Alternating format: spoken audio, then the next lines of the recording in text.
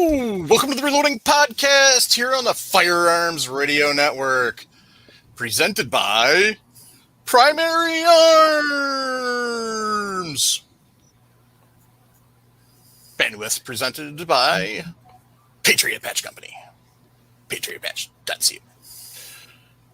So, gang.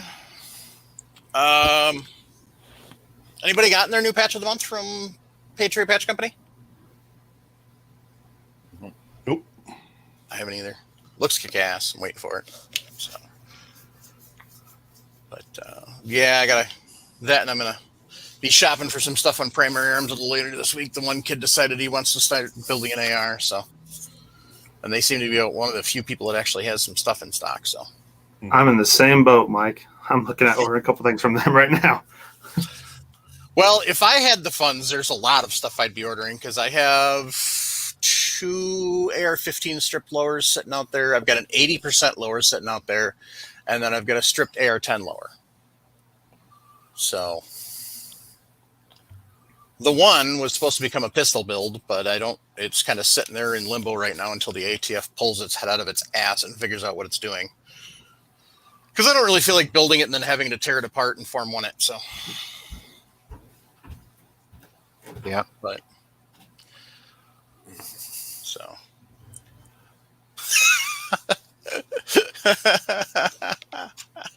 and Sharp fires the first shot. Chris Sharp, no patch so far this month, has me wondering if Travis was put in charge of their shipping. Oh, that's awesome. Echoes Reloading Chambers joining us, and Andy and Andy Z79, Z28, Elk Blood 01, K24, Raymond McKnight, Jorgen Rangen said he was first in, which was a bold-faced lie because I'm always first. And then Vemjem from Down Under said good morning and good morning to you, mate. So let's see here. So how is everybody this fine evening? good. Yeah. Oh, by the way, we're finally streaming back on Facebook. I've been released from my work release program that I was on in Facebook, so we can now stream back on Facebook again. So we'll be posting the live stream link in Reloading Podcast Group and the Reloading Room for those of you who want to join us live and don't want to be on YouTube. So just so you know, usually when you post something, it will come up with, it'll come up and say Facebook user. So, but what I try and do is I try and hop on and actually see who's posting. So, doesn't StreamYard give you a link that you once you click in? Well, doesn't StreamYard enable you to use your name, or did it used to? Yeah. So, and that's Chase Sharp that said. Oh, Chase said, "What's y'all?" And I still haven't figured out. What I try and do is try and hop on and actually see who's posting. So, Does StreamYard give you a link that you once you click in? I did that just for you, Jim. I didn't hear a word you put over. Oh, sweet. I didn't mute my YouTube when I hopped on it, so. Oh, whatever. So I did that just for you. Elkbud 01, thanks for the friend request. Anyway, so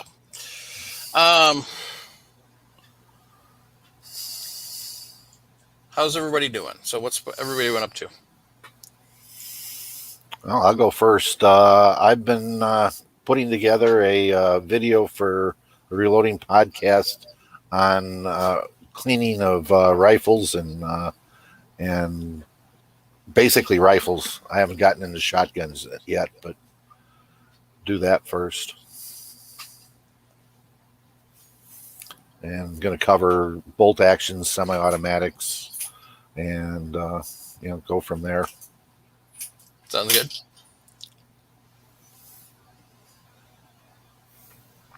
That'll be a good one. So, Jason, what you been up to?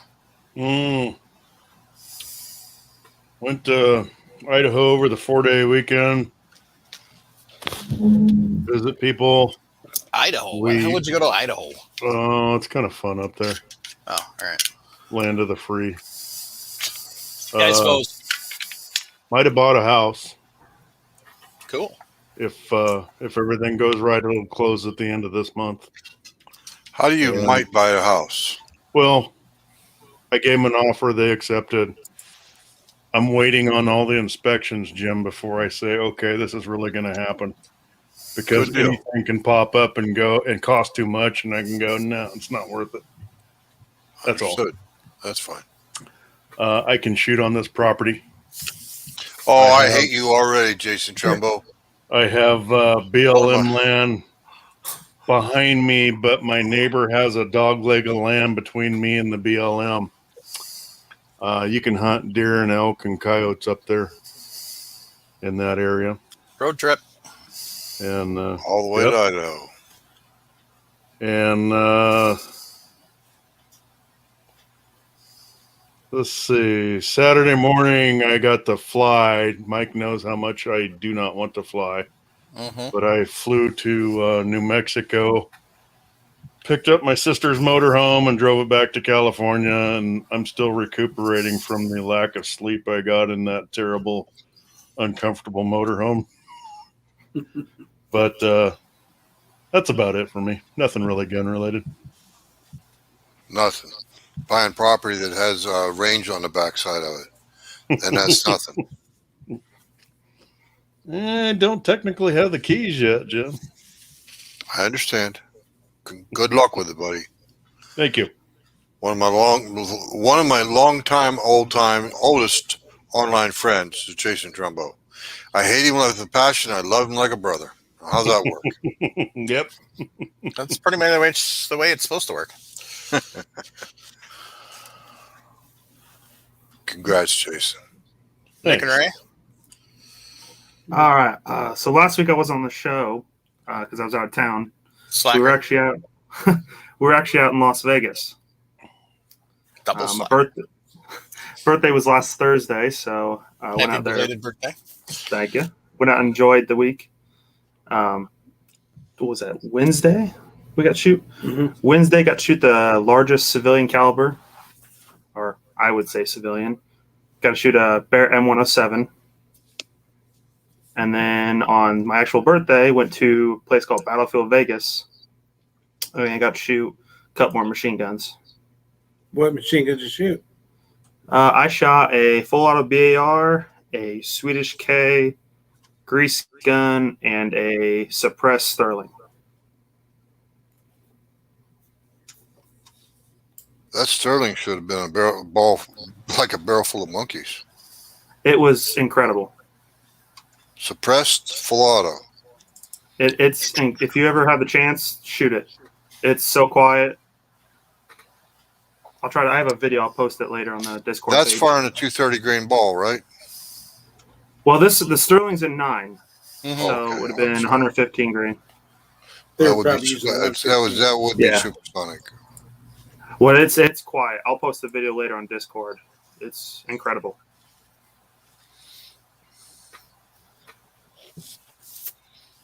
Go ahead, Paul. I've gone already. It's your Yep. turn. Your turn, Jim. Well, the only thing I could lay claim to doing is emptying my checking account to pay for my gun club dues for the year. I like the club, don't get me wrong, but wow. Yeah, I'm pretty What much did they- the same. What did they hit you up for? That bad?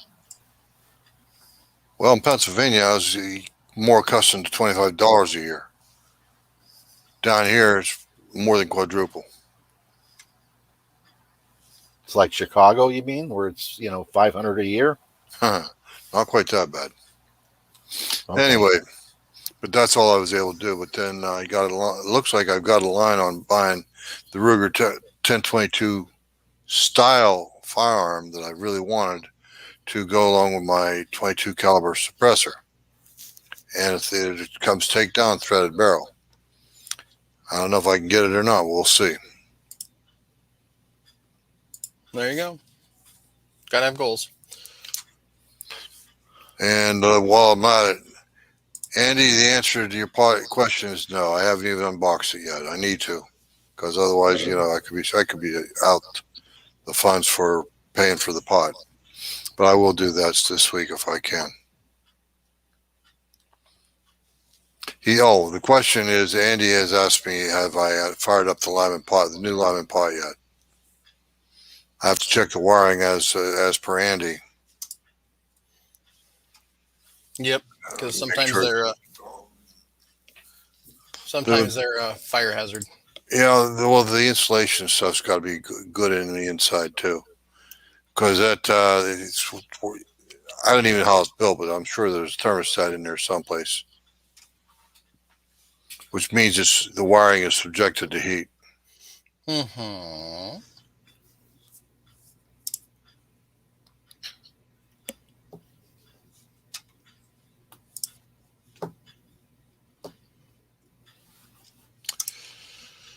I guess it's my turn, isn't it? It is. So one of my best friends, for his son's 18th birthday, decided to take him whitewater rafting up in northern Wisconsin. There's a couple of places up there, and so that's what we did this weekend. Yes, I went along and went whitewater rafting for the first time. It's kind of fun. You mean you didn't drown? I'm fat. I float, buddy. I didn't go there. You took it all by yourself. Yep. I come with built-in flotation devices. So, yeah, it was a blast. So, the only drawback was the outboard joint on my CV axle on the passenger side decided it wanted to go kerboom on the way up. So I wanted to get the truck towed back to my house. Thank you, AAA. So, but yeah, that was a fun weekend. You get to put the beer in the fish net and go down that way, or No. Okay. No, we kept the beer back at the cabin. In the fridge. So it's more of a family resort. So. Okay. Yeah. So, but it was really fun. We did some class 4, class 3. Eventually, I'm going to put the videos up on my personal YouTube page, as long as it still exists. I don't know. I haven't checked it in a couple of years. So, but yeah, it was fun. So, what is class 4? Is that firearms? No. Oh, okay. That's rating of the how fast the water is. I got the bigger the number, the faster it goes. So class 4 is kind of up there. Yep. class 4, you need a guide. Class 5 is nothing but guides, and class 6 is, they say, unwritable. And just for Jay, so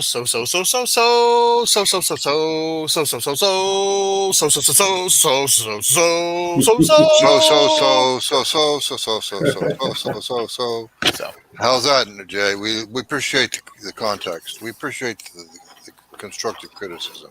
Yeah, on a serious note, I do say that word a hell of a lot, and I'm trying to get better at it. So, you did it again. So, buttons on your underwear. All right, so our first for today is from Greg. He said, I've been on the returning to reloading path for the past 3 years. Appreciate you guys and gal. I used to load for my hunting rifles and revolvers 15 years ago on a single stage press. Hunting time tapered off, so did the shooting. 3 years ago, I found myself getting back into shooting mainly my 1911s and my 44 mag Red Hawk. Began buying gear and components as well as listening to your podcast during commutes to and from work. Shortly afterwards, my wife's cancer returned. She was brave and fought hard, but it spread and outpaced the available treatments. She passes April. Sorry for your loss, sir. That really sucks. So he's slowly now putting himself back together and says, I'm just now getting back to work. I'm too young to retire, 52. I will, however, finally be completing my bench and getting my 550C and 750XL set up and running on my days off. It will give me something to focus on and a worthwhile project. Your podcast has been a welcome solace over these past 3 years. I can't emphasize this enough. Thank you for the effort you each put into it. One suggestion, though, someone remind Jim to squirt some oil on that dang squeaky chair. Heck, slather some liquid Alox on it. Well, there's a squeak just for him. Jason, glad you didn't follow Phil's lead on the truck. 4-wheel drive is the way to go. Phil may as well just drive a minivan. Mike, much appreciated the safety show. Excellent reminder that I need to put a fire extinguisher and first aid kit in my reloading room. Regards, Greg. So, more of comments and questions. So.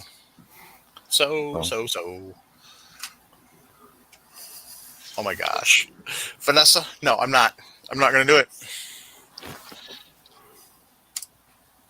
Jay Rip took out in pretty good spirit.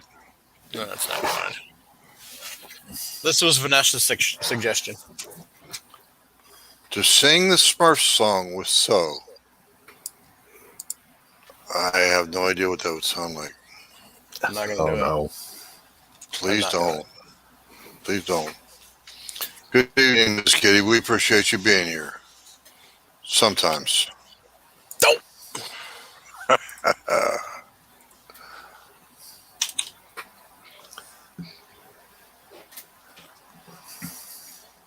All right.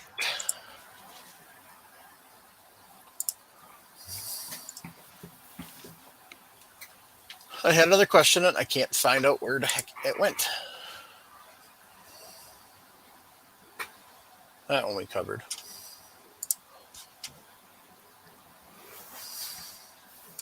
While I'm doing that, Chris B sent a good report for Crossbreed Holsters.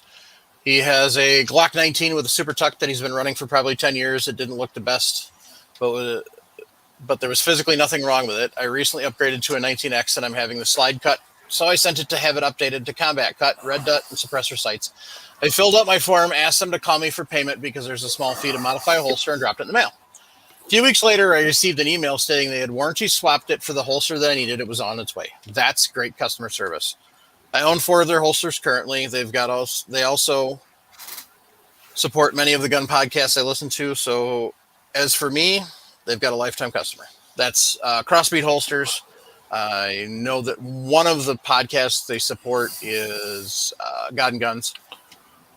So, but yeah, Crossbreed's an awesome company. Okay, we got Wes Covina Dodge.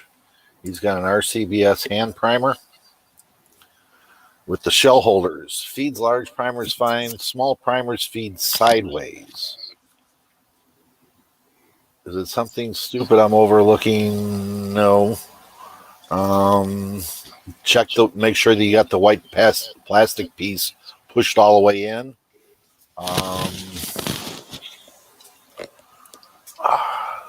And make sure the tray is set in well enough. But it sounds like it's sideways, which means the primer's turning itself up.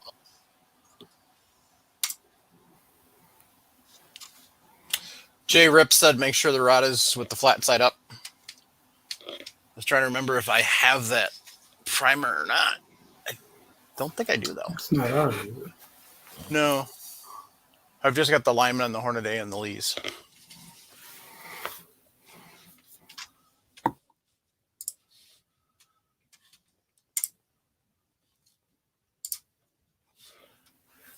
Oh, that got quiet all of a sudden. Jorgen said he's made some funny-looking primers before because of that. Yeah, they don't see too well when you try to turn them sideways. No, not at all. Unless you turn the case sideways.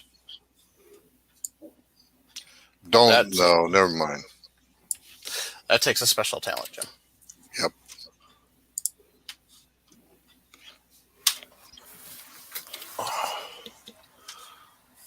All right. This is the white piece that he's talking about, and he needs to make sure that this part here is touching the primer handle part, and that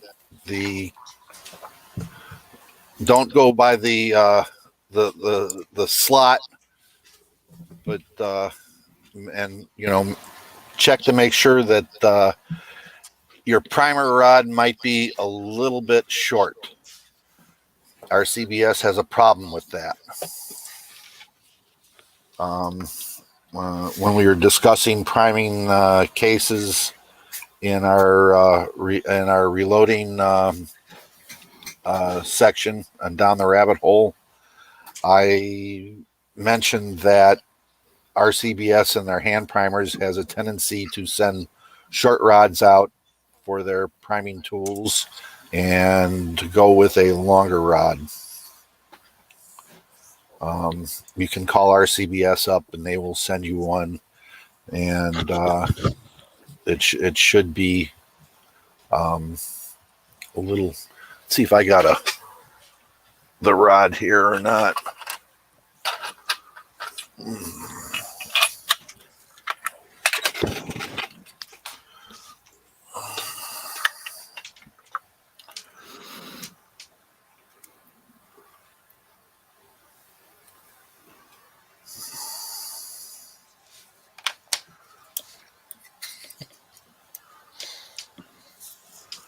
Your rod should measure 1.881, something like that, for the small rod.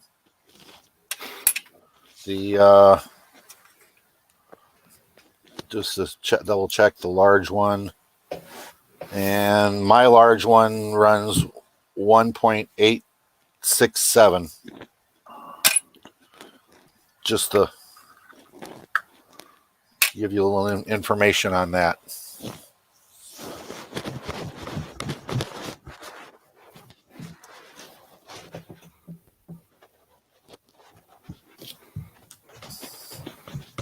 Okay.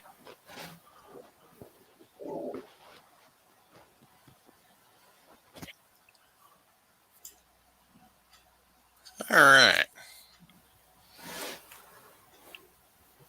You can get. I'm just looking at the chat, so set it again.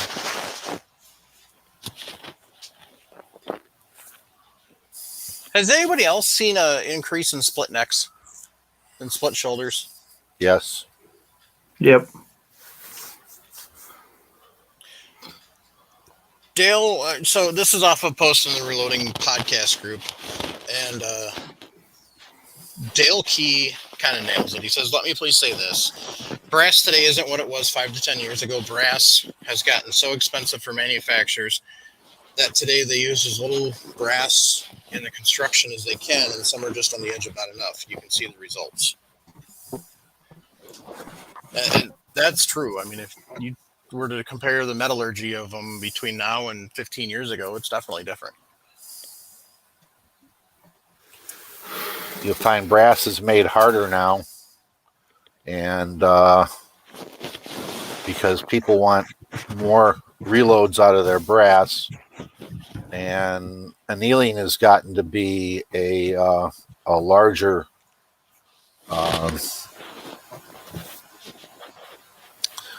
accepted practice. Yeah. So yes, you're gonna find that brass is harder. Norma is especially hard. Lapua is right up there. Not quite as hard, but they once they anneal well. Pistol brass, yeah, pistol brass has problems with neck splitting. With the case mouth splitting. especially in 38 and 357, 44 mag. I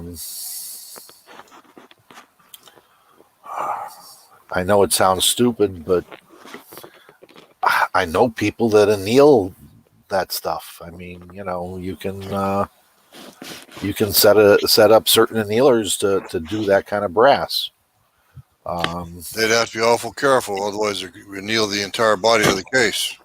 Well, yeah, they are. I mean, They'd have to be. It's just the way that one of the old-fashioned ways to do it was to set a pan of water up, put the cases in a pan of water, and then go ahead and get them read. In a dark room. Yep. So I've that done way, it that way. Yeah. So, but there are people that do it.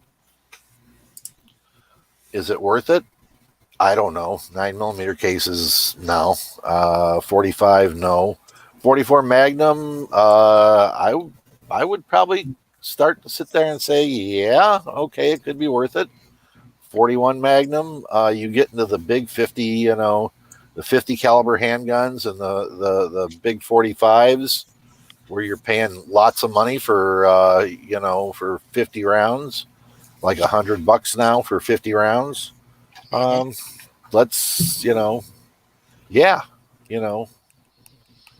We have a very good question from the YouTube chat. Vanessa Kitty, can you heat treat the entire brass back to proper hardness? I believe Jim can shed a little light on that subject. Screw you, Jason. I believe Jim can shed a lot of light on that subject. Don't do it. I did it once. I swear to God, I'll never do it again. I ruined the whole box of 270 brass because when I was annealing, I was going to be generous, and I annealed the entire case, all 20 rounds. And the first round I got gas on my face. Second round I got powder in the eye. Third round I didn't shoot it. I took the ammo apart and scrapped those 20 cases. I probably still have them in the bottom of my brass bucket, but scrap brass bucket. But no, Miss Kitty, you don't want to do that.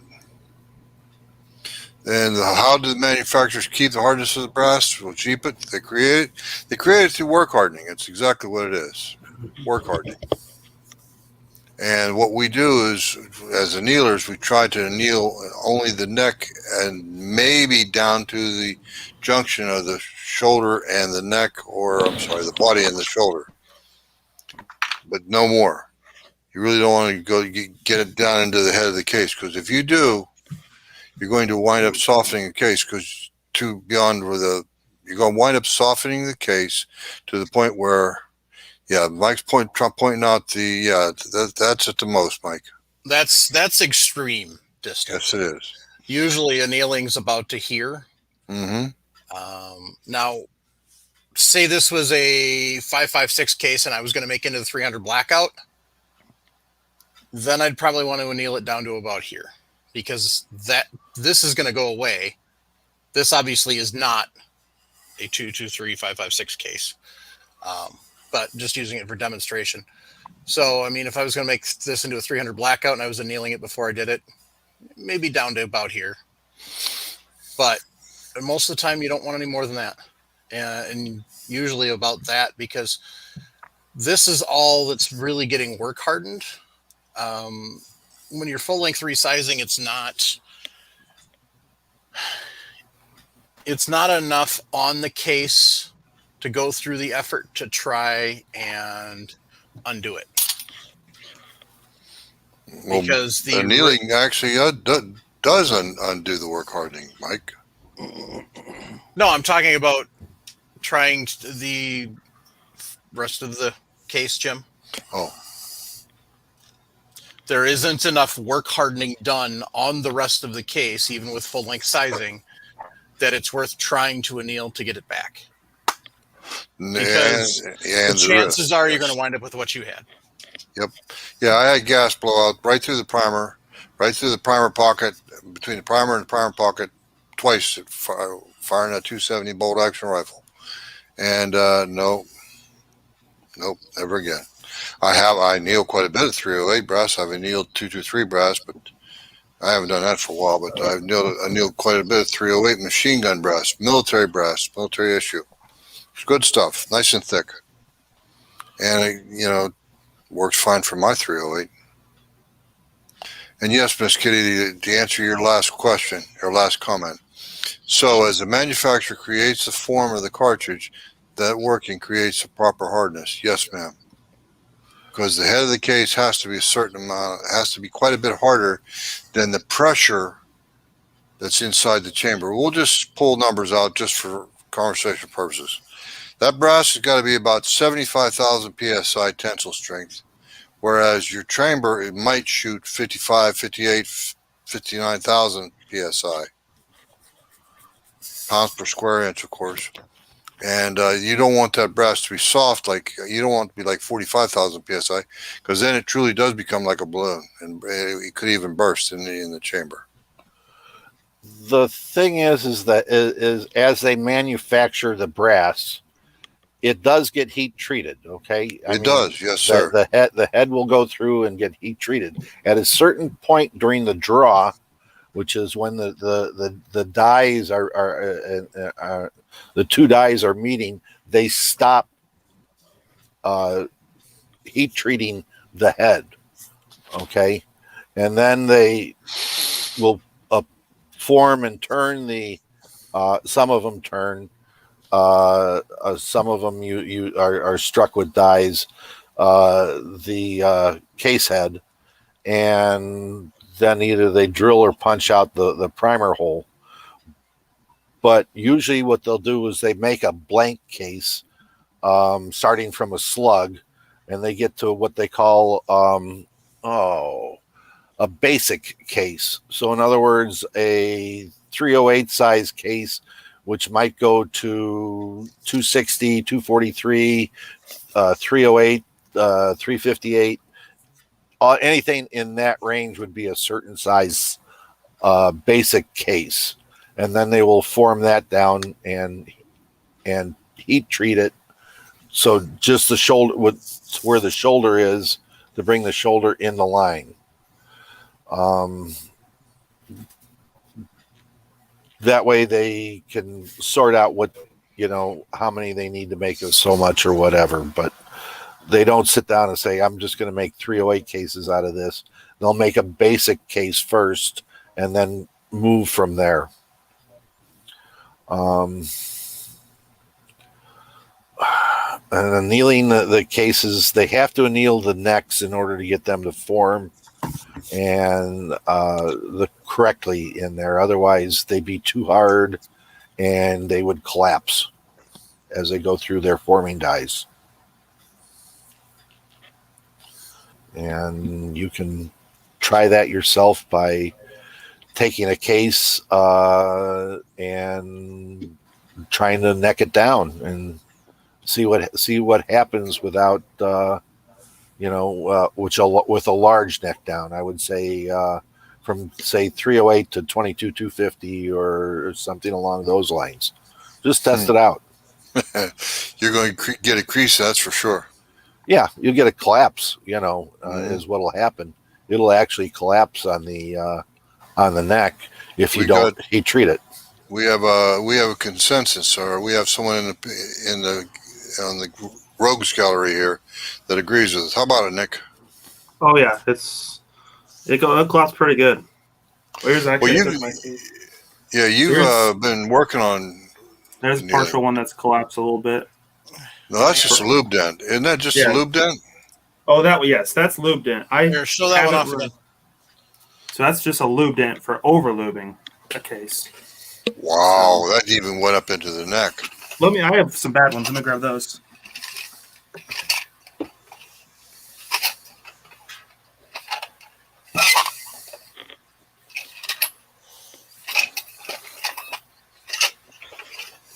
So yeah, it's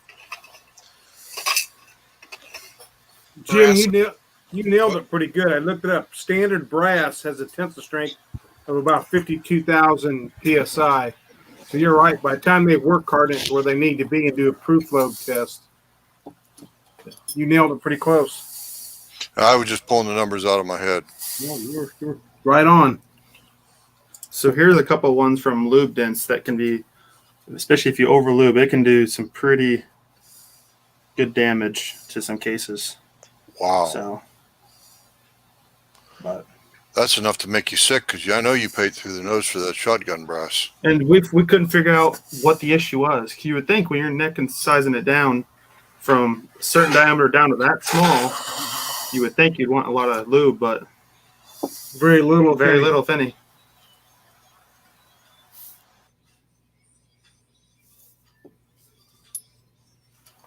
Yes, thin, lightly lube, Mhm. lube, and too many people go kind of wild with the lanolin type deal and lanolin alcohol. That's why I kind of still prefer my doing it by hand, but I do it in volume in 308 and 223. But I don't use an alcohol lanolin. I use straight lanolin, and I've learned that so many cases in a tumbler will lube all of it enough so it doesn't have a problem.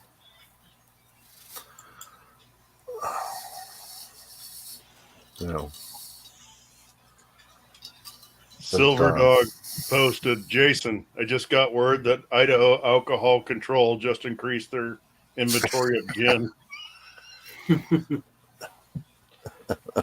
Thanks, Silver Dog. I appreciate that. I was getting worried.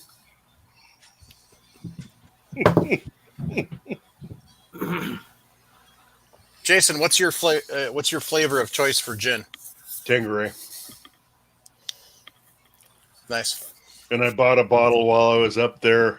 I bought one of the small one, 750 milliliter, I think it is. That's not small. What's that? No, 750 is For is a him, pocket it's size. small. For Pocket you, size. it's small. You're used to the 1750. I buy the 1.75, yeah. I paid just as much at the state store for that little bottle that I do for my big bottles here in bad California. That's Well, rough. they want to keep you medically inebriated in California, so you don't have any ideas what's going on with them. So, Well, I got ideas. It just helps me tolerate it. okay. Numbs my mind so I don't sit here and go, So you may not drink as much when you get to Idaho, is what you're I saying. might not have to. I don't know. There you go. If I could shoot every day, I'll be busy shooting. Yeah, you just put one of those Buckeye Target gongs out there, and Yep. That you have to transport back to Idaho. Yes, I do. Son of a bitch had a plan the whole entire time. I swear he just aggravating me.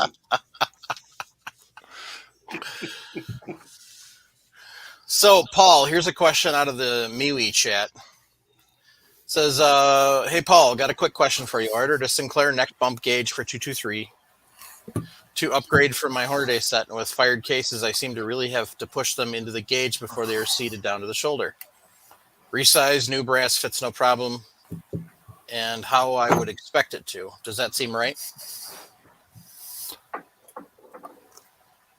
Now, I mean, there's plenty of room for a neck in a Sinclair bump gauge. I mean, even a fired neck should fit with no problem. Once you size it, it's even less of a problem.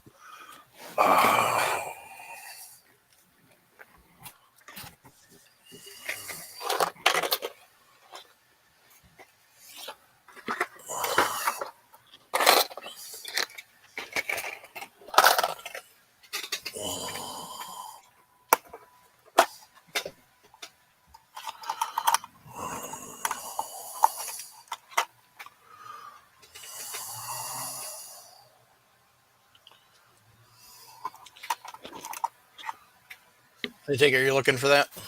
Yeah, I'm looking for the right shoulder here.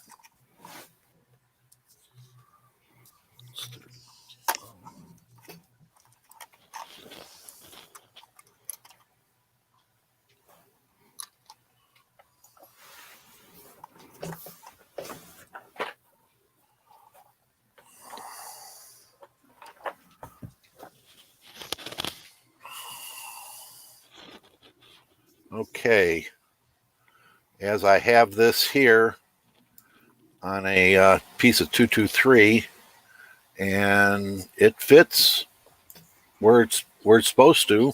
Mike, zoom in on Paul. Thank you.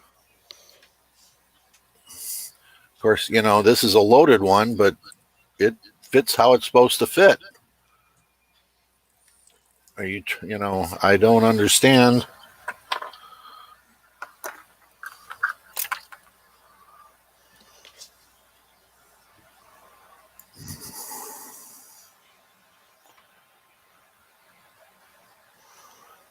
I don't understand how.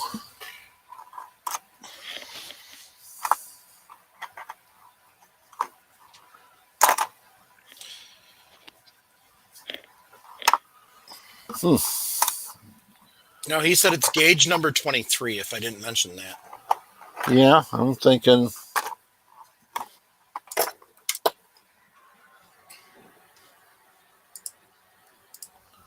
It's 26.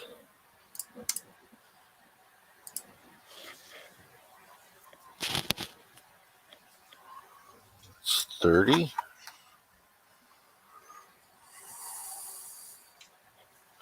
23 right here. This is 23. Yeah, up a little bit. Yeah. I was gonna take and measure do a quick inside the shoulder here. I mean, if it's I'm 254, 253.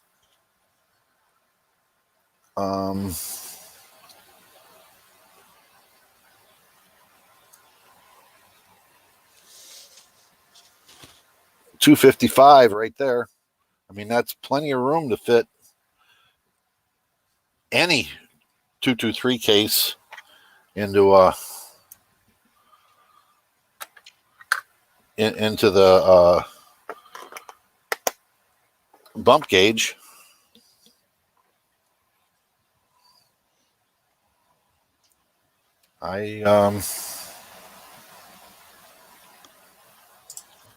Yeah, I'm not sure. I mean, if it doesn't measure at least that, I would talk to Sinclair.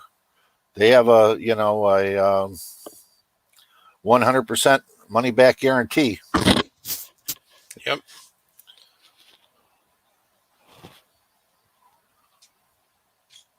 More important than the guarantee is the customer service. I mean, they'll talk you right through any problem you might have with their equipment.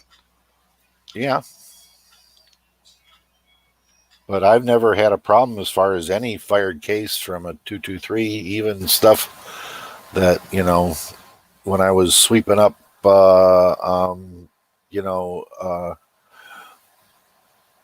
some of my semi-automatic brass and got somebody else's in there. It's always been able to go through for a bump gauge test on a Sinclair.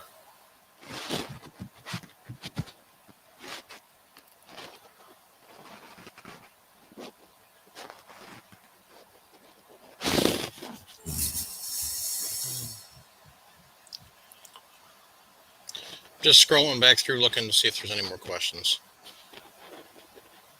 But there's a lot that have been answered.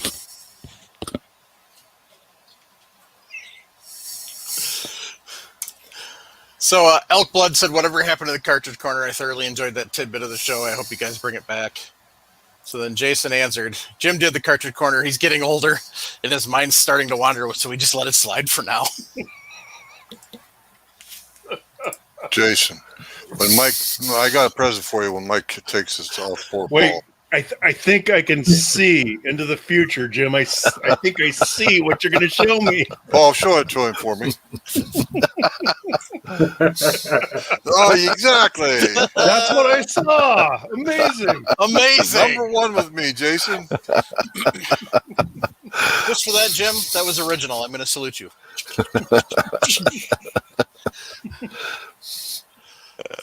Oh, good grief.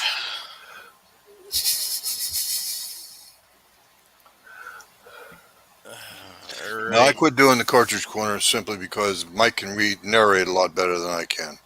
I have a tendency to stutter quite a bit. So, it's one of those things we're going to bring back, but we want to. I want to have time to dedicate to it to do it right, not just kind of pencil whip it. We were doing towards the end. Squirrel right there. So Vanessa has got another good question. Why is the 44 mag at the diameter it is and not actually 44? So the first question, why is it at the diameter is, what is the diameter it's at? Miss Kitty, if you have a 44 Magnum factory 44 Magnum case and slide calipers, dog calipers, whatever kind of calipers, electronic calipers, I suggest you check the case at the mouth of the case itself with a loaded round, with a bullet loaded into it. I think you'll get an answer to your question, ma'am. The bullet diameter is actually 0.429. Nominal. So in looking at this, your case neck, so the actual overall width of the brass is 457. It steps down to 456 at the neck, and then the inside diameter is 432. Mm-hmm. Get an echo from somewhere. Maybe me. So, West Covina Judge said healed bullets, Vanessa, but in looking at the bullets, they're not all healed. The original factory loading, way back when they were. So.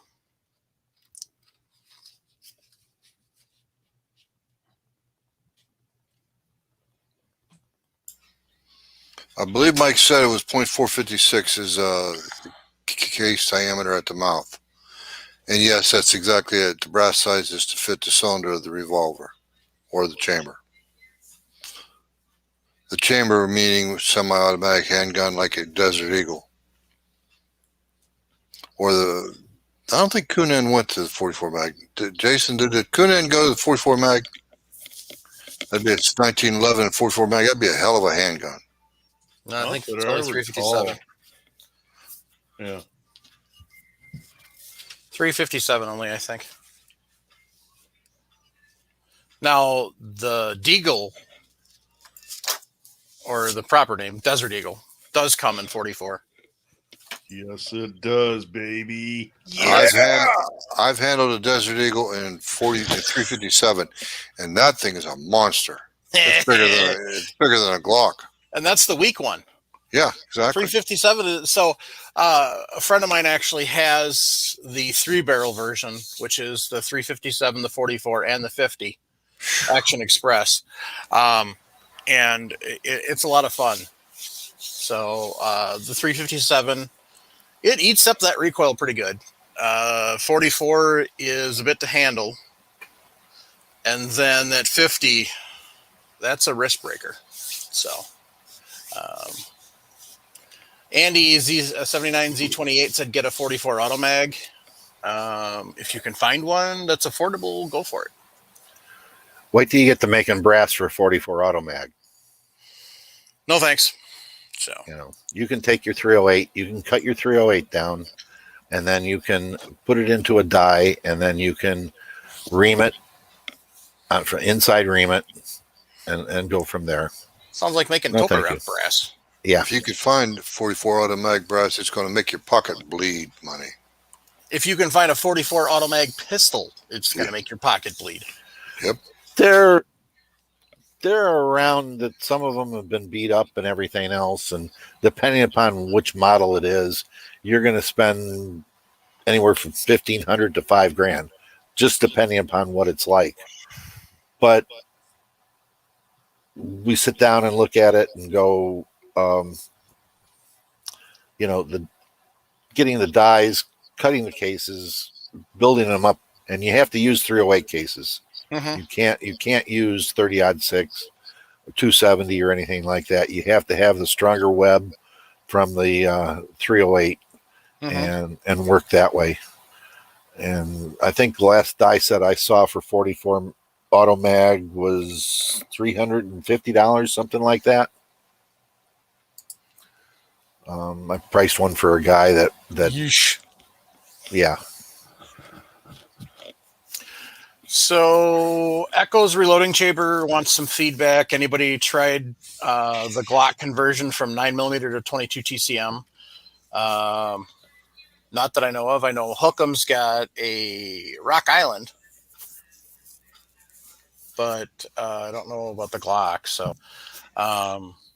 So Bringle Truck question. If a cartridge has a very small dimple that a die can't remove, would you still use it? These dimples sometimes show up on the shoulder on the cartridge. That's one for you, Nick and Ray. Depends on the cartridge a lot of times. I say yes, but it all depends on the size of the dimple. If he's saying it's on the shoulder, would you agree? If it's a mild, I've shot several. If it's not a crease and it's just a small little dent, I mean, it'll fire form right out. And like for us, we surplus. We don't push the loads, so yeah, it's going to fire form out no matter what. Well, If gents, it doesn't fire form out, we're not worried about it. Sorry. Go ahead, Jim. Gents, the reasons why I threw it your way is because those 2-3 cases you just showed us, that's exactly what he's talking about. Lube dents. So for this one, for example, if it had that big of a crease, hang on, Nick. If it had that big of a crease, I'm chucking the brass. Yeah. But if it had that small, if not smaller, I would probably fire it, and because it might fire form out. But didn't you have a third case with a smaller lube dent in it? So this one was at the edge of. I probably wasn't going to do it. I have some that are smaller than that. That potentially could have fired out, but I wasn't worried about it. So. And I would say everything affects Bringle Truck. I hope that answers your question. I think personally, my belief is, go ahead, zoom back in on Mike, if you would, please. So here's one that has a super small, I don't know how hard it's going to pick up very well. There's a small dimple. That's perfect. That's one that, let's see if I can get it to where. Hold your hand behind it, and it usually helps. Put that in the center of the camera. Hold your hand behind it, and then if the camera's just focusing on that, it usually focuses in better. It's kind of hard to see, but it's your right. head back. Yeah. Hold your tongue out. Close your left eye. There's a small dimple right here in the case. It's hard to see, but something like that, it's going to fire. You forgot the aluminum foil. Yeah. And the answer to your next question, Bringle Truck, is yes, everything affects accuracy. Correct. Oh, yeah.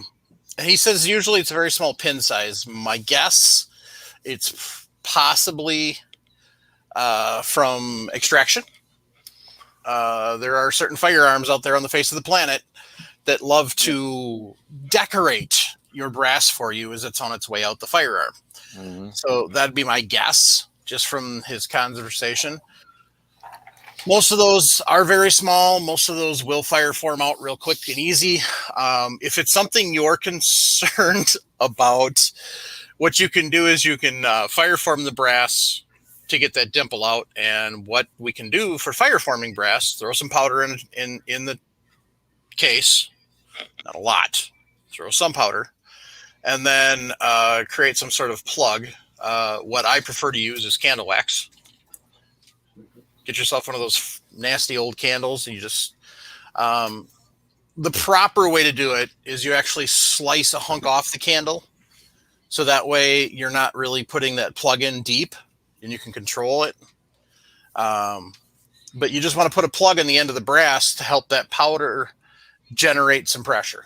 You don't want a lot of pressure because you don't need a lot of pressure. I mean, you're probably talking, what do you think, Paul? 10,000 PSI maybe?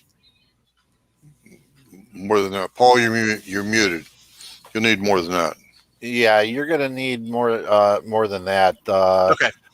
It's going to be about 20,000 PSI in order for it to really form. Okay. You guys use candle wax. I use polypropylene. It's just a pinch of it, and Yeah. I can mash it down. The old-fashioned way was cornmeal. Okay, drop that in. Put a little polypropylene or cotton in there, and then stuff cornmeal in. Mash it down with a pencil or whatever till it was hard. Then put it in the case. Anything to create pressure and have a fast enough powder to expand the case. Well, the recipe I used for my fire forming for the brass for the 280 AI was 15 grains of unique and up against a primer. Then I filled it up with grits or cream of wheat, whichever you prefer. I filled it up with grits. And then once I did that, I took Mike's suggestion and I literally jammed the casing right into the shoulder, right up to the shoulder, into the side of the candle. My wife gave me an old candle and it worked fine. And it popped those. I tried 5 grains. I tried 10 grains. It wasn't enough. I had to go clear up to 15 grains of unique, and that's probably the most unique I've ever fired off at one time. Oh, yeah. Yeah. Hey, Mike, can you put it back on full screen real quick? Yep. So here for Briggle Truck. So these were originally 303 British cases. And I have a 410 single shot infield. And I wanted to make some dummy cartridges of the original. So I did the same thing. 15, 16 grains. I used red dot, corncob media, lizard litter, and then just plug of wax. So a couple of these I'll have to go a little bit. I'll do another one of them. But as you can see, when you take a shoulder cartridge and you can straighten it out, no problem. So, But it's got to be a fast powder. exactly. You can't sit down and say, I'm going to load it up with 15 grains of 48.95. Right. It's going to work. Yeah. So, and you may be able to save your cases that you have that have those big dents and creases in it by going ahead and doing the same thing. Mm-hmm. So, I mean, as long as you're not putting a bullet in there, you could, I have never thought work about it that way. Paul. Like on one of the ones that have these massive creases. I've never thought about that. Try to fire form it. Mm-hmm. Sure. It's worth a shot. Okay. Yeah. You're not going to lose anything. It's already a junk piece. So You've given up I on the thought brass that already. Yeah. If I can save, I save it. So yeah. Right. Just be very careful in whatever you do. Don't try using a regular bullet, Nick. If you you're going to hate life. If you live, if you survive, you're going to hate life. Use something soft to target. I use candle wax. Every time I fire form brass, I use the powder, corncob media, and then candle wax. I don't put a bullet on top. I don't take that chance. No, excellent. Yeah. When you're fire forming, don't put a bullet on it, because then you run the risk of creating a squib. You know what? Miss Kitty just gave me an idea for you, Nick. Anneal that case with those heavy creases, anneal that to soften it back up to original factory specs. Just the neck of it. And whatever you do, don't get the case head hot to ruin the primer pocket. And you may be able to take and work that, pop that damn crease right the hell out. Yeah, I'll play around with that. I might do that before tonight after this podcast tonight. See if I can figure it out. Jorgen seems to agree with me for once.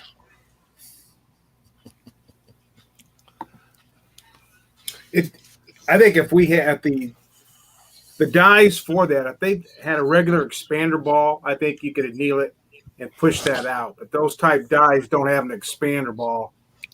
So how do you expand the case mouth for the slug?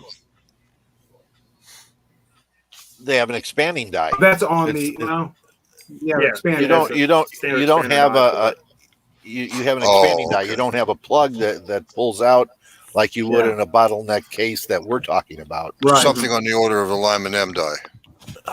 Correct. Okay, more along the lines of a pistol die. I mean, that's what they're looking at. I follow you. So careful, Ray. We just put that obstacle in your way. So it's like Mike is saying, do not use a bullet. I couldn't imagine that a squib load in my barrel. No. So you would be beating on that for a while with a steel rod. Exactly. Well, you can start with putting Kroll down the barrel, let it sit for a couple of days, and then take a nice wood dowel and tappy, tappy, tappy. Yep. And this is from the guy that plugged up an Uzi barrel once. Okay. That's talent. Well, it was full auto. Okay, I'll tell you that. Yeah. So here's the expander. So it's let me just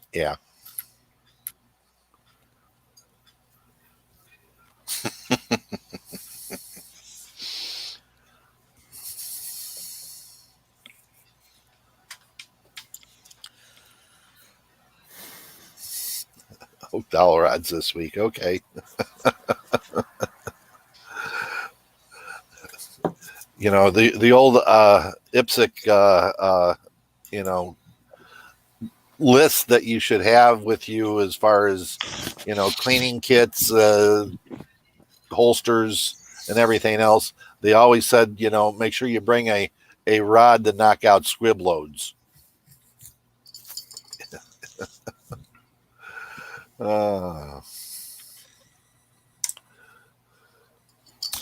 So, Echo's reloading chamber. You guys are saying not to fire form with a bullet on top, but when you fire factory ammunition, is that simply fire forming that piece of brass to your chamber with a bullet on top from Sammy Zero?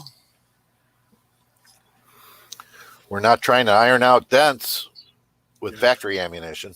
Yeah, factory ammo is not dented. Ha ha ha! You gotta be kidding me. You shush. Wow. Sometimes it is dented. But that's the point of this is we're trying to get dents out or other things like that. We're not trying to fire form it to the chamber. So we're just trying to make a piece of an expensive brass usable. Right. Especially with the cost of everything nowadays. It's just when you're paying over $1 for a case,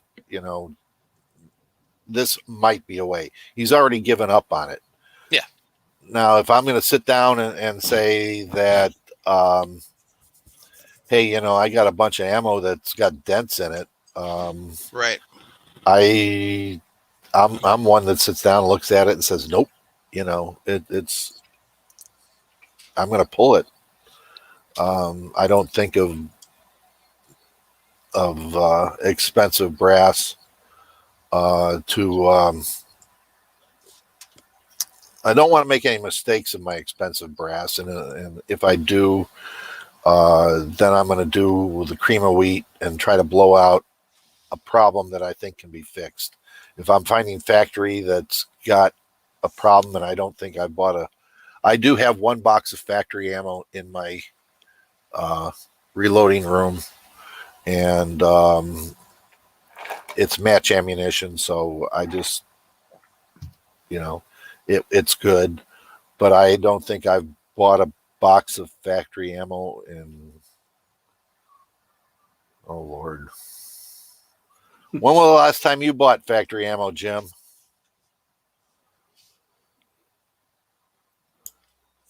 I mean, Moses was still carving on the yeah, that's about cover. the same with me too. I think Probably since I was in my 20s, because when I first got into reloading. And I take it back. I have bought factory ammo, but it was for a qualification test for my North Carolina concealed carry permit. okay. I bought 2 boxes of this stuff. That was handgun ammo. So, Jason, you just opened us up for a hell of a lawsuit. Nice job, Jason. Gen Champ JR, ignore Jason Trumbo. I wish Mike could delete that comment. Anyway, that's awesome. Anyway, the rifle ammo, Paul, like center fire, major caliber. No, Yeah. I can't remember. I'm having a hard time remembering too. I don't remember buying. I know one of the first rifles that I bought a box of factory ammo for because I couldn't get any factory brass. New factory brass. So I bought a box of ammo for it, and that was a long time ago. So yeah, I was a pup when I bought that. Oh my God, Mikey's got rifle ammo. That's mine. 2 years ago, because I didn't want to wait to load ammo to shoot my 30 to shoot that Remington. So. Oh, I am getting tore up bad tonight. Mike, highlight that for me, would you please, sir? Absolutely, my privilege. And I'm going to take the time and privilege to read it. From Jorgen Ryan, that Canuckian bastard up there. The one up there in the snow country? Damn snow. You still got snow up there, right? Anyway, Jim's last box of factory ammo came in a wooden box and still had Sam Colt's first name on the box. Daggone. You know what I knew? I shook Sam Colt's hand one time. 6 times in a row. There you go. So GC, I'm not sure what your question is referring to.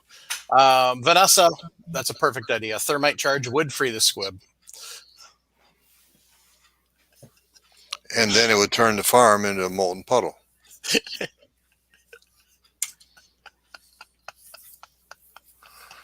Daggone.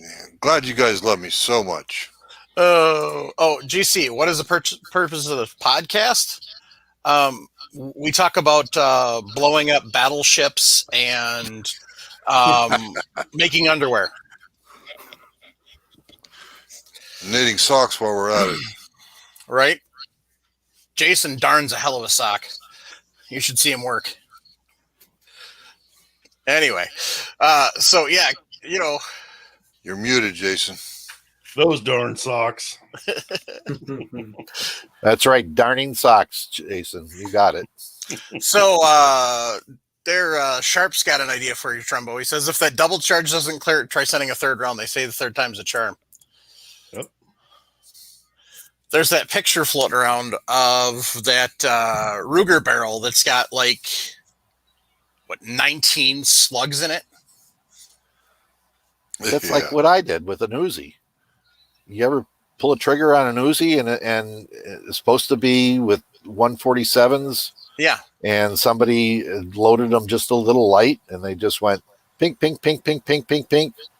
Ejected fine, until the last one, and then it kind of bent the top cover. But little work, But that barrel was shot. Yeah, it was. That barrel was shot 17 times. Those Uzi barrels don't take much abuse as far as in that respect. Max do better. Okay, Max do better. Yes, they're they do. shorter. Yep. So Elk Blood 01 said Jim got his last box of ammo whenever he invented the 40 short and weak. Guys are brutal tonight. I love it. And GC said, "Okay, I'm gone." After we explained what the podcast is about, so Bye. Sorry, GC. No, we're not. I really don't care one way or another. Exactly. That's why I said no, we're not. You can be polite every once in a while, Jim. Never. Especially to you, you Yeah. bastard. Like, thank you for your constructive criticism, Jason. And then I did say that earlier tonight. give it that. So Bringle Truck, do you clean your pistol brass after being used? I do. Absolutely. Over this last year, I've decided not to clean my brass and see no difference in accuracy. I'm talking 45 ACP and 9mm.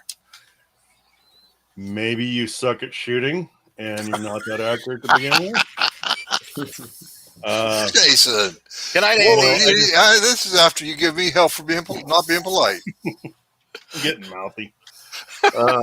I do clean my brass because I don't want to scratch up my dies. That's why. Yep. That's seriously, actually, an honest to goodness, serious answer. There's a lot of force required to resize that brass. And if you get dirt stuck in there, it's very easy to scratch your die. And then you do that a couple times, and all of a sudden, now you're going to notice some custom formed brass where it's got some texture to it. So,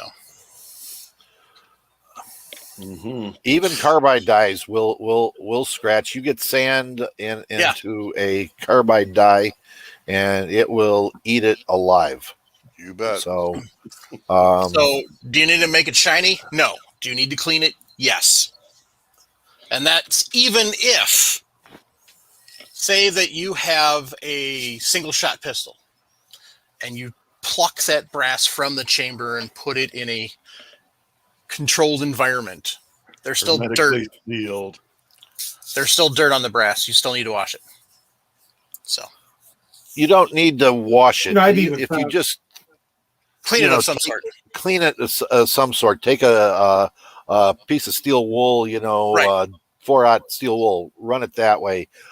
Take an alcohol or a solvent type cloth and go over it. Right. That's all you need to clean it. I mean, you're wiping away whatever grit is on the outside. Yeah.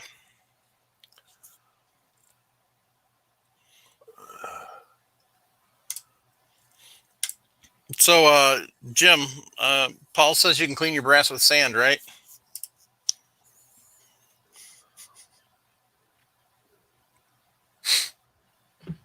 And he's muted.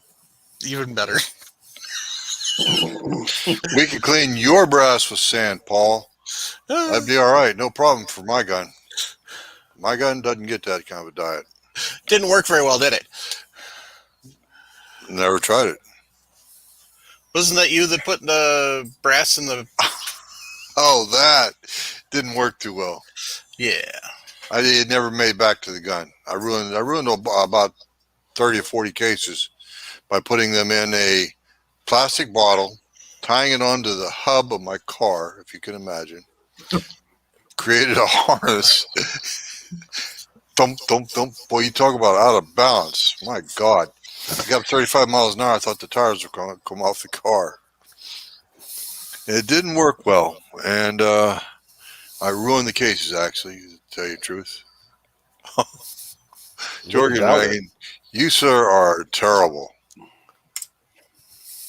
So, Echo's reloading chamber. Bottom line is if you do not clean your brass before resizing, you're asking to ruin the inside of your brass from a piece of sand or debris, or at least make them filthy. Or at least the inside of your die. Yep. Because brother, you probably on the inside it would probably go down the barrel if it's piece of grit on the inside of your case, and you put powder on it, you put a bullet on it, it'll probably go down the bore. But on the outside of your case is going to be more likely because your brass is in the dirt laying there. So it's like it will if it makes it past the die, it could wind up scratching your chamber of your firearm. outdoor shooting ranges that I know of have gravel and sand under your feet. So, I mean, you can go out and buy a tarp, put it down, and shoot it, then wrap it all up, but your feet are dragging something onto that tarp, and you're going to get something on there. So clean it. It's cheap. Clean it. I believe that was the Briggard's truck.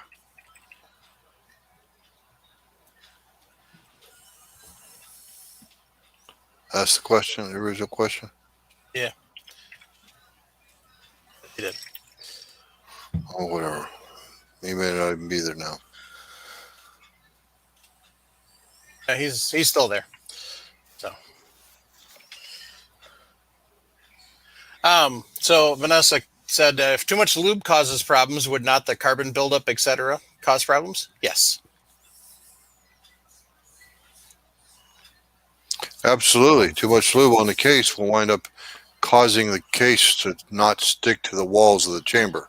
Properly contact and adhere to the cases momentarily. Adhere to the chamber walls momentarily. Well, the carbon buildup inside of a case, though, can cause problems too, because then you're not going to get as good a bullet tension as you would with a clean case. So you could get more problems with in an auto loading rifle. You get problems with bullet setback and everything else. Inconsistent velocities as far as this case releases faster than this one does because it's got a bigger carbon buildup. Yes, Vanessa, you're right.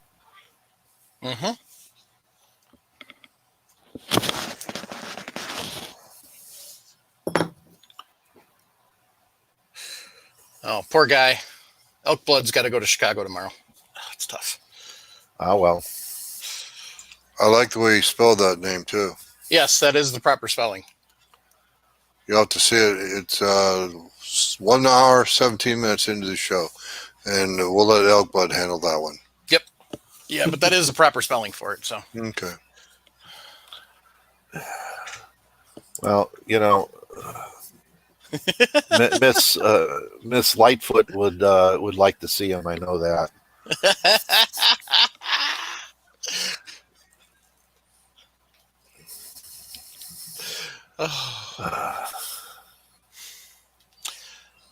Yeah, definitely. Too much case lube causes hydraulic dents. So, anyway.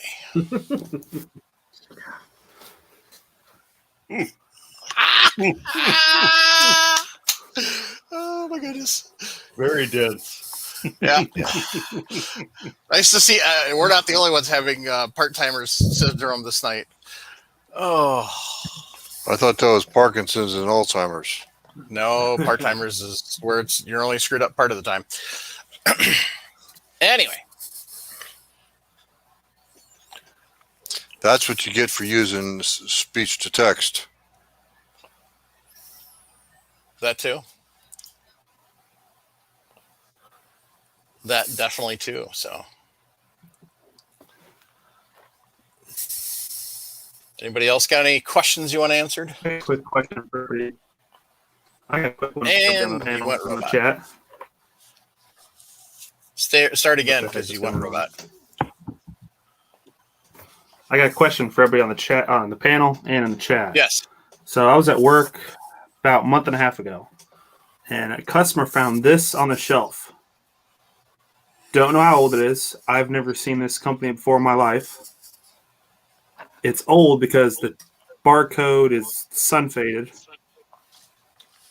So I brought it home and pulled it, and it's double charged ammo. So I'm trying to figure out, did a customer double charge it and bring it in, trying to think somebody would take it? Who knows?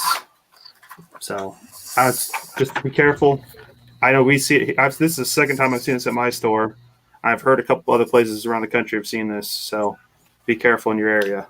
what you're saying, it's not necessarily that ammo manufacturer. No, but other people have seen this happening. You think if they reloaded cases and brought it in and try to make people get it, especially in the crisis right now with 9mm. Exactly. So what do you got? 9mm ammo there, Nick? I couldn't read it. Yeah, it's a company called 3D Ammunition. It's I think 115 grain hollow point, 9mm. But it's double charged. Yeah, I put it on the scale, pulled one. I was getting 17 grains of powder. Holy sh! Yeah. Now, who knows what powder it is, but somebody's trying to kill somebody is exactly what's going on. Exactly. And that's the second time that's happened at my store. It's all mixed head stamp and everything. Exactly. Which this reminds me of those. It's remanufactured ammo, but still. 3D ammo, it was, I remember them a long time ago as being a remanufacturing of ammunition. I don't know if they're still in business or not. Never heard of anything bad from them. So the box being old may have sat somewhere a long time. I don't know. You found that on your shelf? Yeah, a customer was looking at shotgun shells and looks behind to try to grab a box of shotgun shells, reaches in the back and pulls this box out. I'm like, I've seen one of those before, and we've had that same situation happen. This actually same 3D ammunition or 3D ammo, and I think my boss took it home, and he wasn't there, so I took this one home, and I decided to pull around 2 rounds, and I'm like, yeah, I'm not going to let a customer take the chance. Even first of all, I don't know what to charge. Second of all, I don't want the chance them blowing their gun up and coming back at the store. So Right. It was suspicious. It was suspicious in the first place. Yeah. Make sure you tell your boss about this, Nick. Oh, he knew about it. I texted him that day. My boss and I are close buddies. We go shooting all the time. I was like, hey, I'm taking this home. He's like, can I have the brass? I was like, sure. So,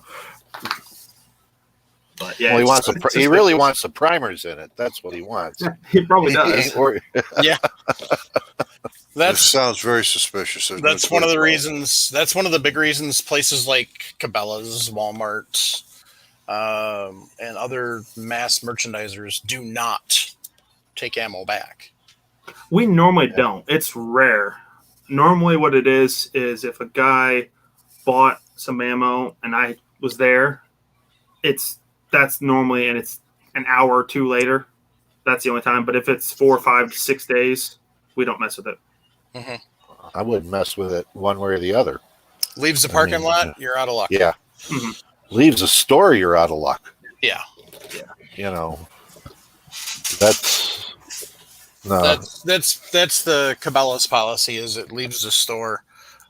So like when I was running cash register, we'd have people come up and you ask them every single time, were you planning on buying X in blah, blah, blah, and blah, blah, blah. The reason I'm asking you is because once we finalize this sale and you walk away from this register, it's your ammo and you cannot return it.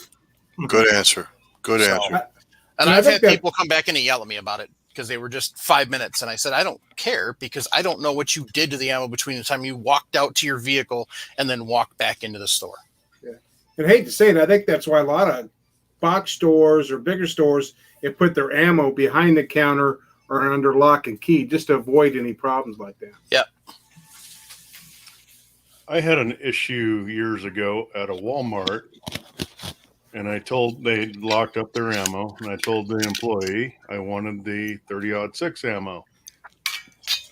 He takes it to the register, sticks it in the bag. I walk out the store. I've got 270 ammo. So I turned back around, walked right back in. I had to talk to the manager who I kind of knew, told him what the circumstance was, and he said, I'll do it for you, but I don't usually do that because that's a no-no. Right. But, yeah, you got to verify. I didn't see what he grabbed. I couldn't see over his shoulder. I didn't know. Yeah. Yeah, it was probably in the right spot. It just got put there. Yeah, could be. Probably, yeah. And that's another thing. Yeah, he saw the store label and not what the label on the box or something. Yeah. And I don't know if you probably don't deal with this much at all, Mike. I know at our store we've had guys that have work there, customers that have come in, and I had one guy ask, "Can I shoot a 9 in a Glock 23?" I'm like, "No." No. I'm like, he's like, "Oh yeah, you can switch the rounds around." I'm like, "No, No. not even close." And it's people what they read on the internet. It's just insane. Some of the dumb stuff you see. Oh yeah, no. I mean, just some of the stuff that we've got a bunch of Bulgarian Makarovs right now, and people come in and look at those and they want to buy them, and I'm like, that doesn't shoot. So at least they were smart enough. They actually printed out a laminated sheet that explains what 9x18 Makarov is, and it says on there it is not the same as 9x19 9mm Luger and 9mm Parabellum. So, Mike, highlight Bear Lindsay's comment. was that in the reloading room where somebody asked about 9x21? Jim? Yeah, years ago. Yeah. No, that was just recent because I didn't see it. I didn't see it. Super. Somebody shut the comments off on it. Yeah, somebody was asking about shooting 9x21 through a 9x19. No, it wouldn't fit. So. Baron Lindsay's comment says, "This reminds me of a story heard about United States Special Forces in Vietnam dropping rifle rounds loaded with pistol powder in North Vietnamese ammo supplies. Yes, it's a fact. Their ammo was spiked, and that's what I'm thinking. Nick has in his. Somebody's got a problem with us shooters. They're spiking the ammo on purpose. Nothing. It's either that or it's an old guy that doesn't shoot a lot and he's just want to get rid of it. Just doesn't think about it. Just goes and puts it on the shelf. That's what my boss and I kind of think. But who knows? It's still Why are you weird. picking on the Same effect. Same It's effect still weird. either way. Yeah, that could possibly kill somebody. Exactly. And that was Operation Cobra, as far as the ammunition to be distributed along the Ho Chi Minh Trail Yep, that was well documented. by Most of it was redacted, but it was well documented. SOG. Yep. So. Special Operations Group. Yep. 45 Colt versus 45 ACP. Someone tried to argue at a gun store they were the same. 45 being this 40. They were the same. 45 Colt being the same as 45 Long Colt, which is not a caliber. I think she meant 45 automatic Colt pistol, and then 45 Colt caliber, the revolver cartridge. To be fair,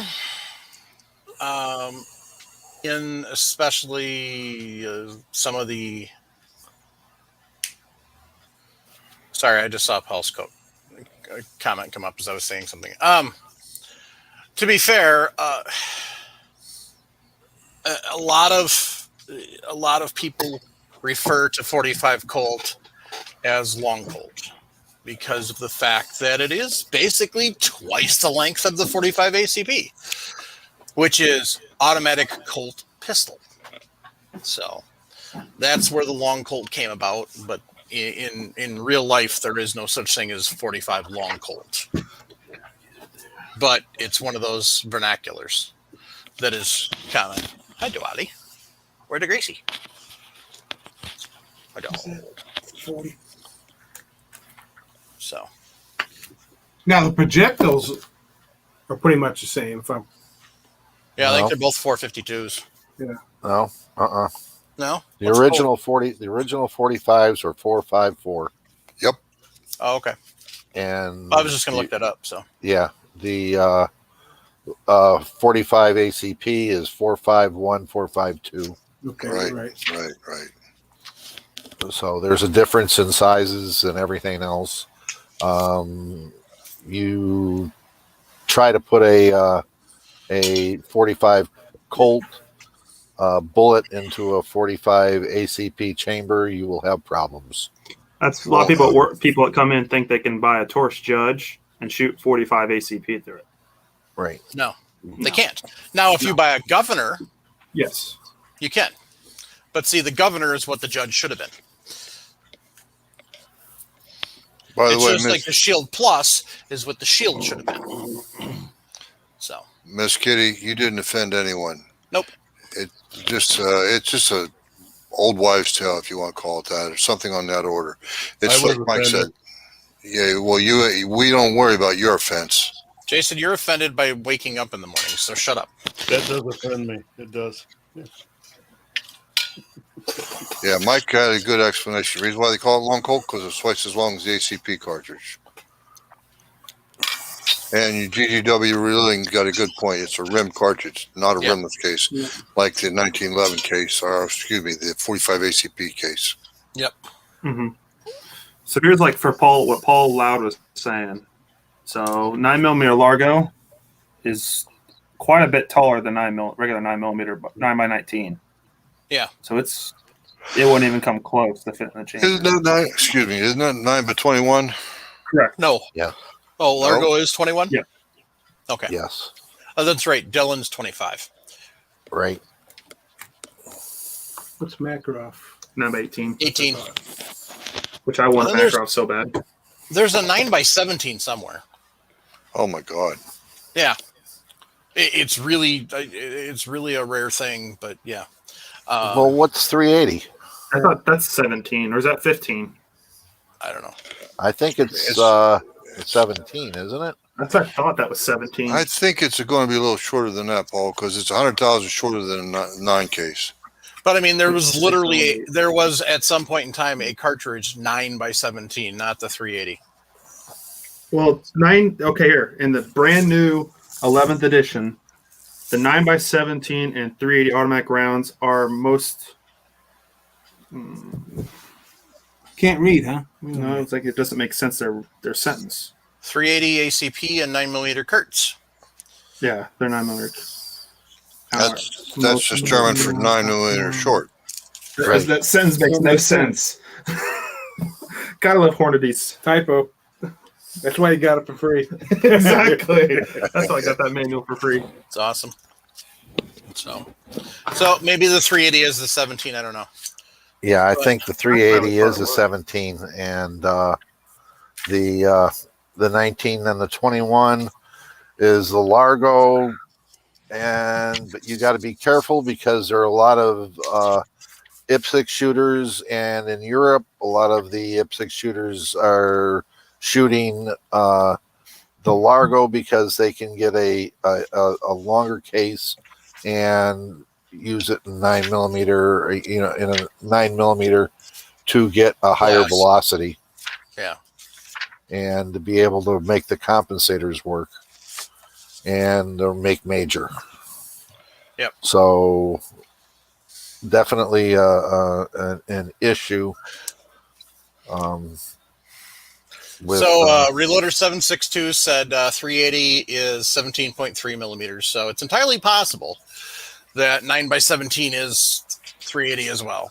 I just remember reading at some point in time somewhere that there was a 9x17 cartridge. So, and Jorgen wants to know, does anybody else have to suppress rage when someone refers to bullets or projectiles as bullet tips, bullet heads, or lead tips? Yeah. Yes. Yeah. I don't, because I work retail. And I've worked retail for a long time. So just like Vanessa, being a math teacher, has suppressed many of those reactions.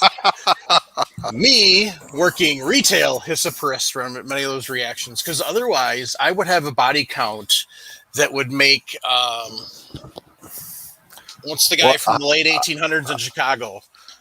How many clips you got, Mike? I got lots of clips. Jason, you're terrible. Baron Lindsay, you're terrible. Bullets. Well, bullets is what we make when we pour lead into a mold. Cast bullets. Them's bullets. Yep. Mm-hmm. Yep.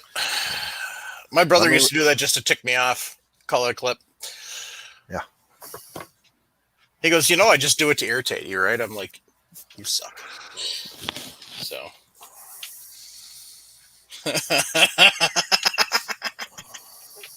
I worked the gun counter. Yeah, but he's Canadian. So what do you expect, Jorgen? He says, I worked the gun counter for a period of time. My favorite customer wanted 8 bullets. What do you expect? He's Canadian. You people. He was probably from the Yukon. So,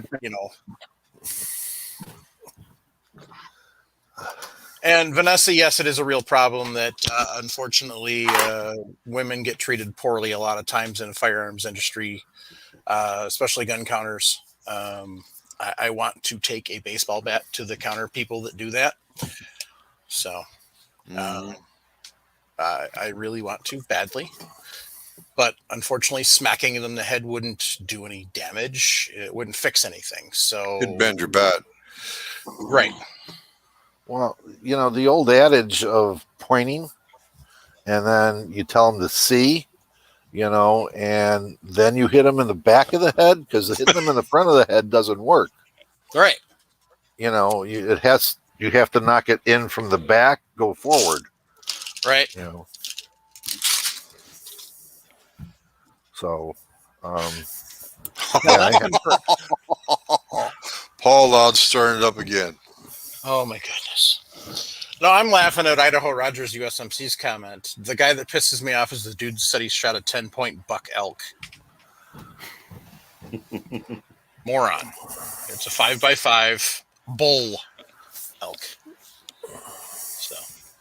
Are you sure it was a Californian Idaho Rogers? Because I thought it was a truck driver that said things like that. Well done, Miss Kitty. Well done. That's right. Shit can them. They don't deserve to be working behind a gun counter. Miss It's Kitty's like the same thing comment. that Reader comment, Mike. It's just the same thing. So she said, dang owner came down and 2 people were out of a job. I've known the daughter and owner for many years. So,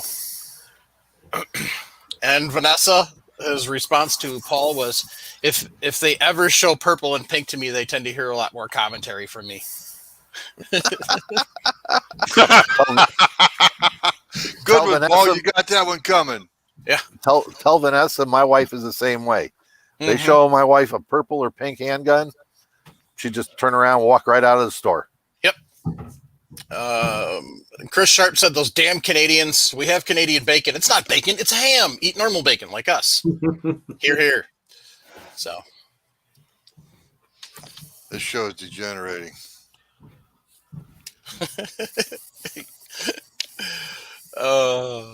Yep, pretty much. But I mean, the thing is I treat everybody the same, whether they're male, female, black, white, purple, pink, green, red with yellow polka dots. Doesn't matter.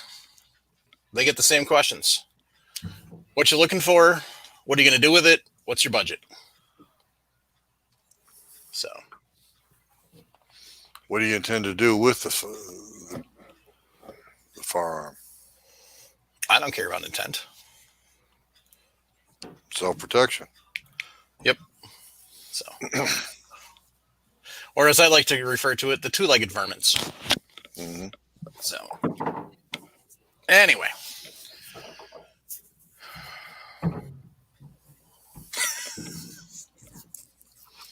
Good one. He's got it right too, Mike. Idaho Rogers USMC. Mike is an equal opportunity offender. That's right. As I told my vice principal in middle school when I was accused of being a racist, no, I hate everyone.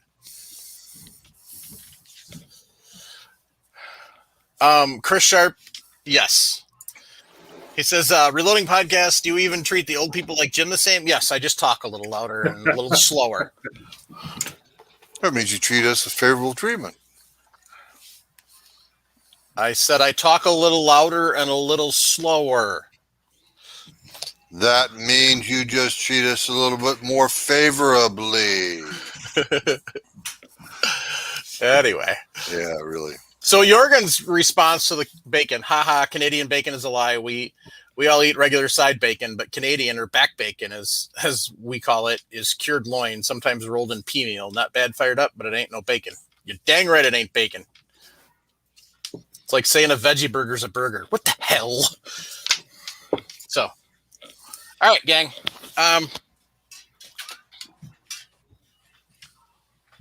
When you have questions that you want answered on the show, or you just have questions you want answered, reloading podcast at firearms. Damn it.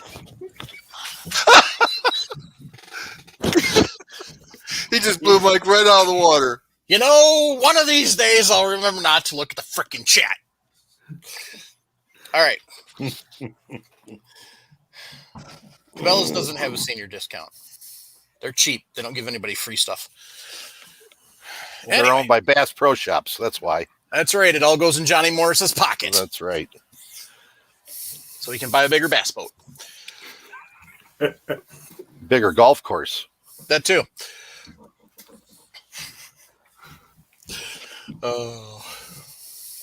If you have a question that you want answered on the show, or you just have a question you need an answer to, reloadingpodcast@gmail.com.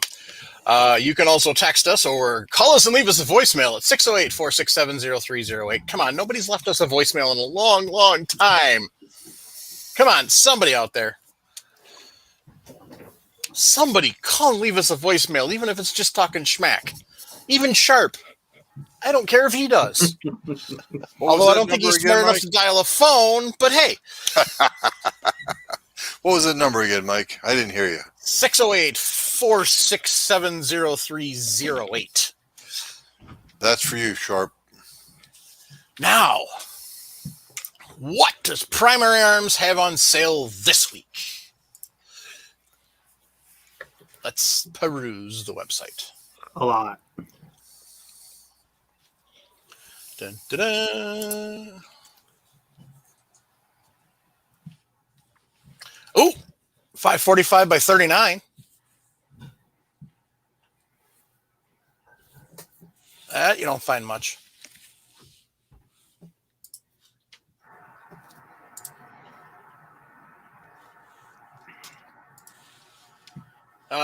Let's see here. They've got low profile gas block.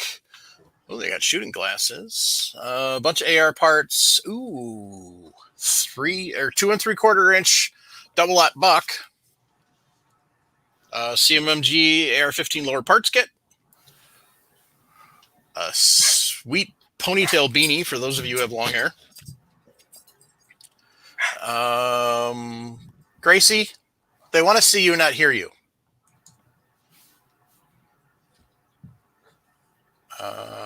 Some Magpul stuff, some optics, stabilizing braces. Gee, I wonder why.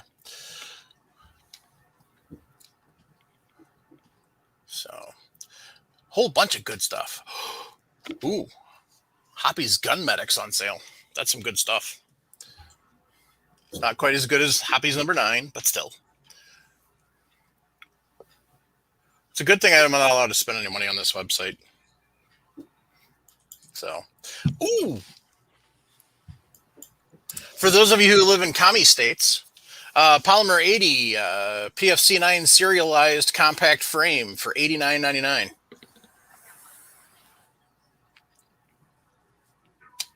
So,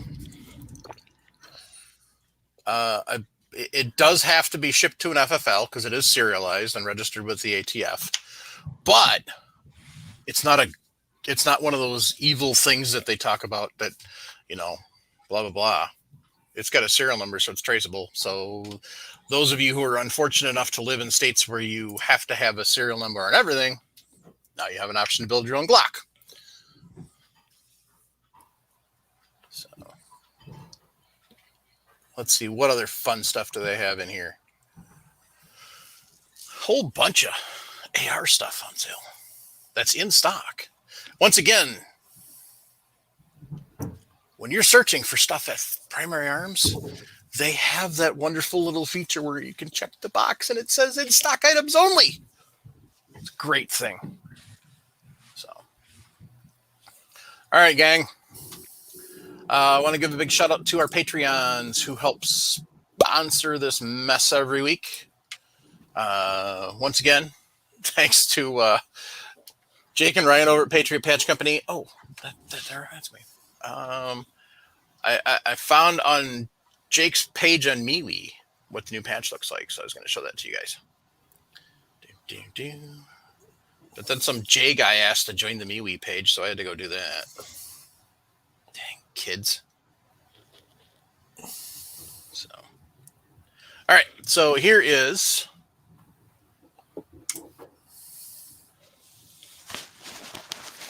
the June.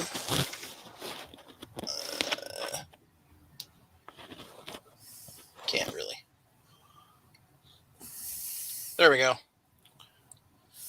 June exclusive. Little danger close there. Yep. It's a drone with it's carrying a thing of firecrackers. It's got some M80s. It's got the little moonshots, and then your Roman candle launchers. So, hell, that drone looks like it was made by Savage 1R from We Like Shooting. So that looks like fun. So.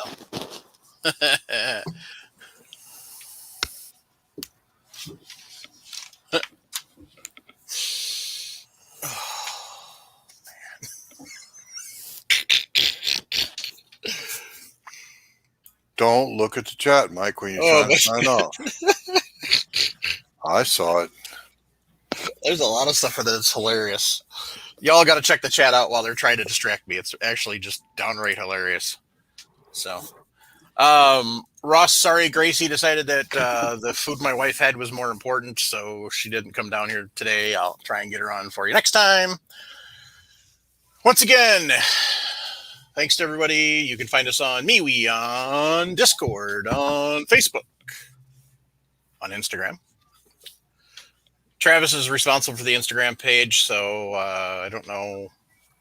He's been trying to do a lot of stuff with that. YouTube, a little bit of on the Reloaders Network, a little bit of presence on Full 30. At some point in time, I'll get all of my life organized and have more time to dedicate to all this extra stuff. So if you want to make that happen quicker, you can send me $100 every month from now till eternity. I'm kidding. Anyway, thanks to everybody who joins us live. Thanks to everybody who listens to the podcast. When it's downloadable, which I'm going to finish up tonight because, yeah, I was out of town all weekend. But it was much needed getaway. Honestly, it was nice to be able to just check out and not have to worry about life for a little bit. So, Paul Loud said, good show tonight. Mike, Paul, Nick, Ray, and Jason. Jim, there's room for improvement.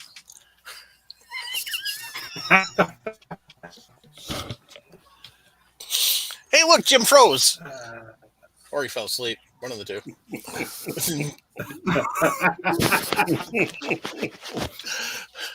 Hard to tell. Right? That's why they call me Sphinx. Nope, not going there.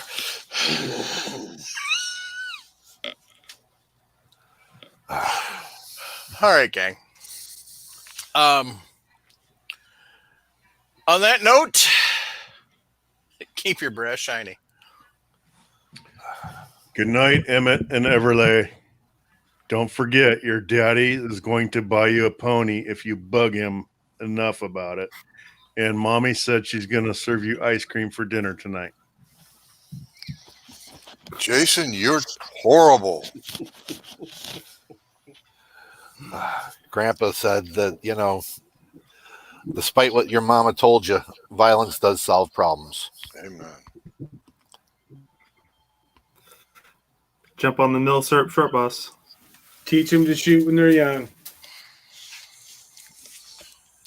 Support the Second Amendment because gun control isn't about our guns. It's about control. Controlling you, the guy looking at my finger. And one thing I've decided that we're going to add to the show every night before we sign off is something that Sean and the gang over at We Like Shooting have been doing since, I think, episode 2 or 3. This is serious. A lot of people out there struggle with lots of things. Some have a good support system, some don't. If you're thinking that ending it all is going to be a solution, then you need to reach out and get a support system. The quickest thing is the suicide prevention line. It's 1-800-273-TALK or 8255. The people that are on there are professionals. They're trained. They're helpful. They can get you better help. As we've been kind of in this industry and everything talking about for the last 10, 15 years now, mental health is a real issue, and we need to be serious about it. And we need to be respectful of it. There's a lot of people that deal with things differently. You may go through a situation that's the exact same as someone else, but there's no guarantee that you're both going to deal with it the same way. And we in this industry need to be respectful of that, and we need to remove the stigma of going and getting help. We need to make sure that if you know people and you know they're struggling a little bit, check on them. Keep checking on them. Don't give up on them. If they say they're fine, then just make sure you keep checking on them. You may or may not be the person that gets through that barrier they've put up and helps the sunshine come back through the dark clouds. So, but we as a group, firearms owners, need to really make sure that everybody understands that mental health isn't a bad thing. It's not something to be locked away and ignored. A lot of people will deal with things, and we need to remove the stigma so that people people will get the help they need, and they realize it's a good thing if they reach out for help. So once again, that number, 1-800-273-8255. If you just need somebody to talk to, call them. On that note, folks, thanks. Good night. Good night. Good night.